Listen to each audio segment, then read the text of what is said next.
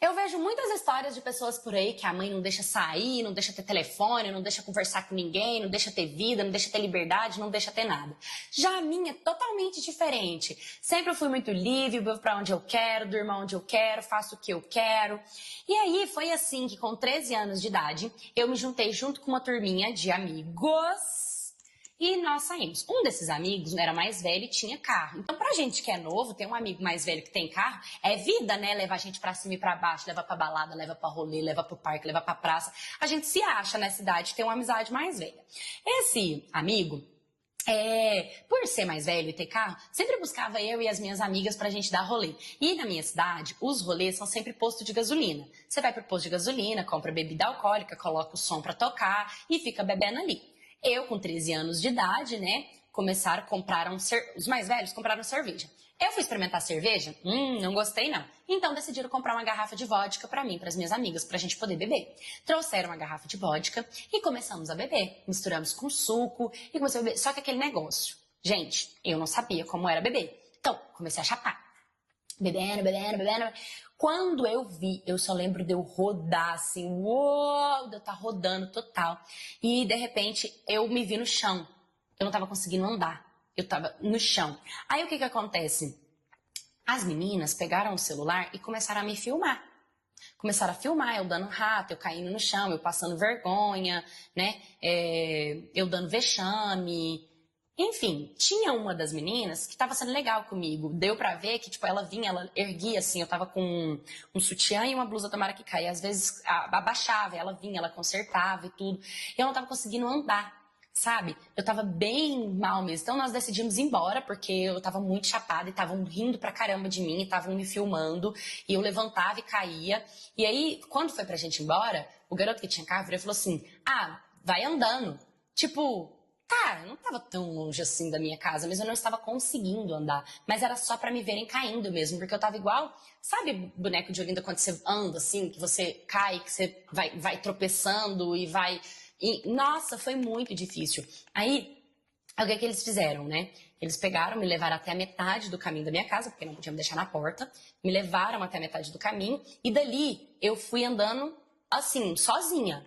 Sozinha, me deixaram sozinha e eu fui andando. Eu lembro que eu cheguei em casa, na hora que eu cheguei em casa, que eu deitei assim, que eu olhei pra cima, tudo rodou, tudo rodou, tudo rodou. E eu tentando esconder da minha mãe, né?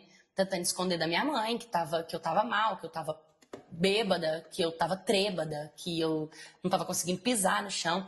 Parece que eu pisava e era vento, assim, sabe?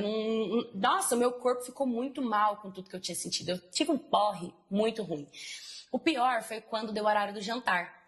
Minha mãe colocou a mesa, e aí na hora que eu sentei na mesa pra comer, eu comecei a passar mal, virei pro lado e eu vomitei tanto.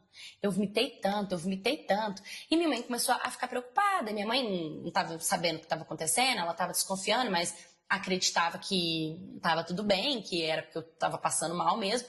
Eu vomitei, depois eu tive que limpar o meu vômito. Bêbada do jeito que eu tava. Depois eu decidi que tinha que comer alguma coisa, porque detalhe, eu bebi e não tinha comido nada. Eu lembro que eu fui quebrar um ovo, na hora que eu fui bater o ovo, que eu quebrei o ovo assim, o ovo caiu pra fora da panela. E minha mãe começou a ficar com dúvida, pensar o que tá acontecendo. Me admira ela não ter se tocado na hora, porque eu acho que o cheiro do álcool tava extravagante. Então, assim, não sei onde a cabeça da minha mãe tava naquele momento, que ela não se tocou do que tava acontecendo, sabe?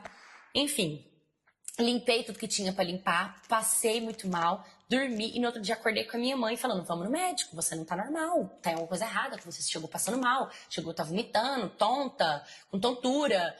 E eu pensando comigo, meu Deus, minha mãe não sabe que, né? E beleza, minha mãe me levou no médico, fizemos todos os exames, viu que tava tudo normal, que tinha sido um porre. Só que, o que aconteceu? Voltamos pra casa e ficou tudo bem. A minha amiga, uma das que estava com a gente lá no posto, sumiu. Ela sumiu. Sumiu. E todo mundo caçando, a mãe dela caçando, ligando. De repente, onde foram procurar ela? Na minha casa. A mãe dela bateu no meu portão e começou a falar que ela tinha falado que estava comigo, que ela tinha ido pra minha casa fazer trabalho, que a gente estava juntas.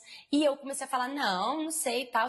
E aí, a minha mãe descobriu que, na verdade, eu também tinha falado pra ela que eu ia fazer uma coisa e fui fazer outra. E ela foi ligando os pontos e conseguiu identificar que, na verdade, eu estava aprontando, né? Tipo, eu tava como diz ela, vadiando. E ficou muito brava comigo, ficou muito chateada comigo, sabe? E aí foi quando o vídeo veio à tona. É quando chegou o vídeo. Não sei como, mas chegou o vídeo. Cidade pequena. Manda pra um, manda pra outro. Esse aqui nem é o filho da fulana? É o filho da fulana. Eu tenho telefone. Será que a fulana tá sabendo disso aqui? Não, acho que a fulana não tá sabendo. Manda pra ela. Mandaram pra minha mãe. Quando a minha mãe viu a minha situação, trêbada, caindo, dando vexame, passando vergonha, em público, no posto mais conhecido da cidade, ela ficou muito chateada comigo. Ela falou, meu Deus, eu pensei que te dar liberdade te daria consciência. Eu sempre falei com você, eu sempre te deixei ir, porque eu sempre acreditei que você teria responsabilidade. E é isso que eu recebo. Eu confio em você para você me retornar com isso.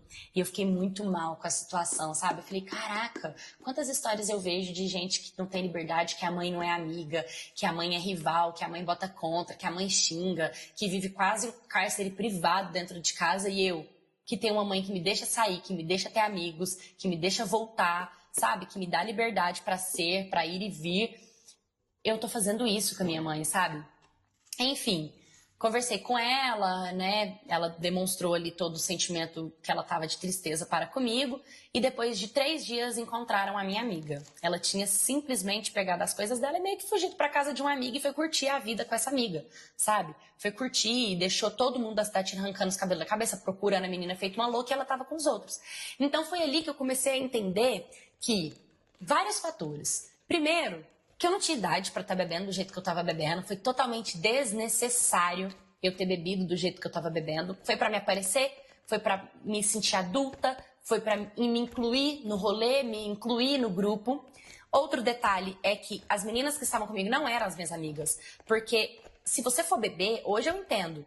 Se eu for beber, primeiro eu vou beber com moderação. E segundo, eu vou beber com quem gosta de mim, com quem vai cuidar de mim, com quem, se eu passar mal, vai estar ali para me apoiar, para me acolher, para me pôr para dormir, para saber que eu tô bem, que eu tô em salvo, que se eu precisar de alguma coisa, tá ali, sabe? E eu também ser essa amiga, se eu ver que uma amiga tá dando porre, alguma coisa, eu tá ali para apoiar ela, para cuidar dela, para, sabe? Para não deixar com que ela passe vexame. E não ficar filmando ela e espalhar o vídeo por aí. Então, não eram os meus amigos. O outro é que o fato dessa minha amiga ter ido para casa de outra pessoa, passado dias e deixado os pais preocupados, me mostrou qual caminho eu poderia seguir. Porque num mero convite desses, de bora, eu poderia só falar bora e não me importar com quem se importa comigo, que é minha mãe e meu pai, são as pessoas que me colocaram no mundo, que me deram a vida, que fazem tudo por mim. Então eu tava a um passo de talvez também estar junto com essa menina que sumiu, entendeu? Também estar fazendo coisas que não deveria estar fazendo. Então foram vários fatores que me fizeram abrir os olhos dentro dessa história e entender que eu não tinha idade para beber, que se eu for beber tem que ser com quem realmente vale a pena, que tem pessoas que não gostam de você assim, que na verdade gostam de você para debochar de você, para te fazer de vítima, para te agredir verbalmente, mas indiretamente, como por exemplo, te zoar, te filmar, rir da sua cara, contar às vezes um problema que você tem na frente de todo mundo como forma de piada, né? Tem pessoas que a gente tem que tomar cuidado com isso, que esse tipo de amizade.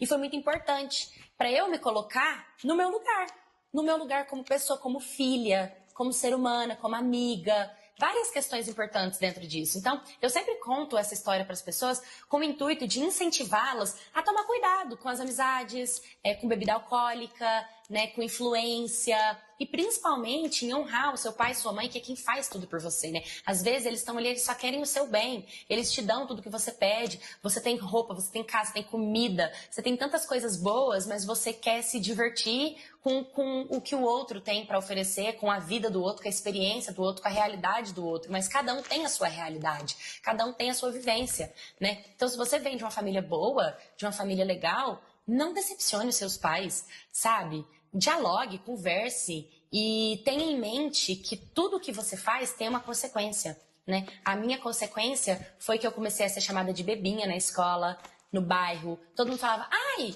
a fulana bebinha? Tipo, virou o meu pronome, sabe? Virou o meu sobrenome. Ah, fulana é bebinha. Tipo, pegou esse apelido em mim. Você acha que eu quero? Você acha que eu gosto? E como que eu vou tirar isso? Como que eu vou quebrar isso? Como que eu vou cortar isso? Você tem um vídeo provando o que eles estão me chamando. Então, tudo tem a consequência e, infelizmente, eu carrego essa consequência comigo até hoje. Minha Cats, tudo bem com vocês? Cara, achei essa história sensacional por conta do ponto de vista dela, né? Por conta de tudo que ela traz diante do álcool, das amizades, né? Das consequências das atitudes. E aí eu pergunto pra vocês também já fizeram alguma coisa e te filmaram e divulgaram, depois te apelidaram por conta do que viram? Já esteve com amizades que você sentiu que não eram seus amigos de verdade, que eram amigos que estavam ali mais pra te zoar e pra te debochar, e você, depois que caiu a sua ficha, me manda sua história no stories canal de paula@gmail.com. Curta, comenta, compartilha, se inscreva. Um beijo e até o próximo vídeo.